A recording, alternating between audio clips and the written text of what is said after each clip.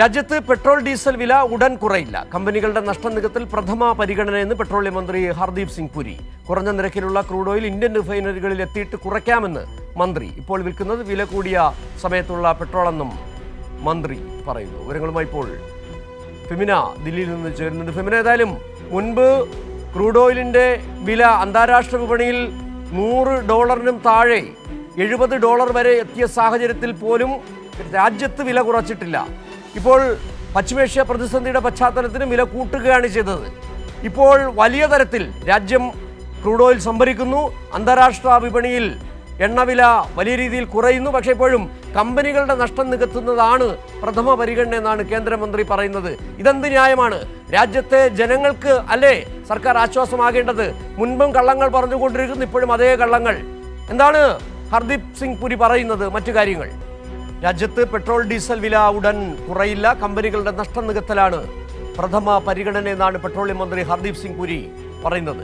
കുറഞ്ഞ നിരക്കിലുള്ള crude oil Indian റിഫൈനറികളിൽ എത്തിയിട്ട് കുറയ്ക്കാമെന്നാണ് മന്ത്രി ഇപ്പോൾ പറയുന്നത്. ദില്ലിയിൽ നിന്ന് ഫെമിന ചേരുകയാണ്. ഫെമിന, ഈ പശ്ചിമേഷ്യ പ്രതിസന്ധിക്ക് പരിഹാരമായതിന് പിന്നാലെ മറ്റു പല ലോകരാജ്യങ്ങളും അതാത് ആഭ്യന്തര വിപണിയിൽ എണ്ണയുടെ വില കുറച്ചു. ഇപ്പോഴും പലവിധ ന്യായങ്ങൾ പറഞ്ഞുകൊണ്ടിരിക്കുകയാണ് കേന്ദ്ര സർക്കാർ. കമ്പനികളുടെ നഷ്ടം കുറയ്ക്കുന്നതാണ് പ്രഥമ പരിഗണന. ഒരു കാലഘട്ടത്തിലും കമ്പനികളുടെ നഷ്ടം കുറയ്ക്കാനെന്ന പേരിൽ അല്ലെങ്കിൽ കമ്പനികൾക്ക് ലാഭം കുറയ്ക്കാനെന്ന പേരിൽ ഒരു ഇടപെടലും കേന്ദ്ര സർക്കാർ നടത്തിയിട്ടില്ല. ഇവിടെ നേരത്തെ നമുക്കറിയാം, പല ഘട്ടങ്ങളിലും വലിയ തോതിൽ ക്രൂഡ് ഓയിലിന്റെ വില അന്താരാഷ്ട്ര വിപണിയിൽ കുറഞ്ഞിട്ടുണ്ട്. അന്നും വില കുറച്ചിട്ടില്ല. അന്നും ഇതേ ന്യായം തന്നെയാണ് പറഞ്ഞത്. ഇപ്പോഴെന്താണ് ഹർദീപ് സിംഗ് പുരി പറയുന്ന മറ്റു ന്യായങ്ങൾ?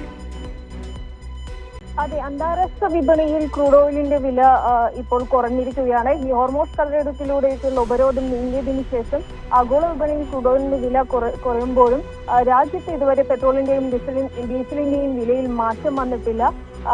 അപ്പോഴാണ് ഇപ്പോൾ പെട്രോളിയം മന്ത്രി ഹർദീപ് സിംഗ് പുരിയുടെ ഒരു പ്രതികരണം വന്നിരിക്കുന്നത്.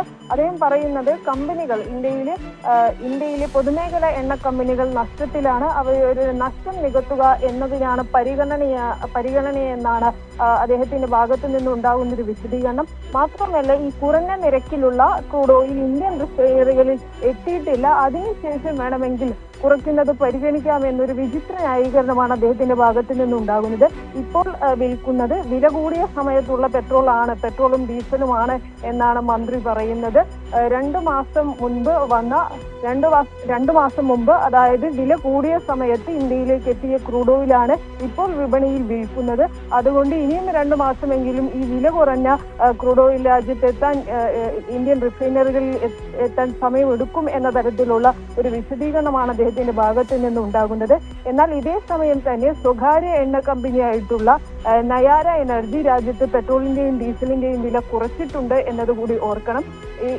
ഈ ആഗോള വിപണിയിൽ ക്രൂഡ് ഓയിൽ വില കുറഞ്ഞതിന്റെ ലാഭം എണ്ണ കമ്പനികൾ ജനങ്ങൾക്ക് നൽകാതെ കേന്ദ്ര സർക്കാർ എണ്ണ കമ്പനികൾക്ക് നൽകുകയാണ് എന്നുള്ള വിമർശനം ശക്തമാകുന്ന ഒരു സാഹചര്യത്തിൽ കൂടിയാണ് പെട്രോളിയം മന്ത്രിയുടെ ഇത്തരത്തിലുള്ള ഒരു പ്രതികരണം വരുന്നത്. ശരി, ഫെമിനയാണ് ദില്ലിയിൽ നിന്നുള്ള വിവരങ്ങൾ നൽകിയത്.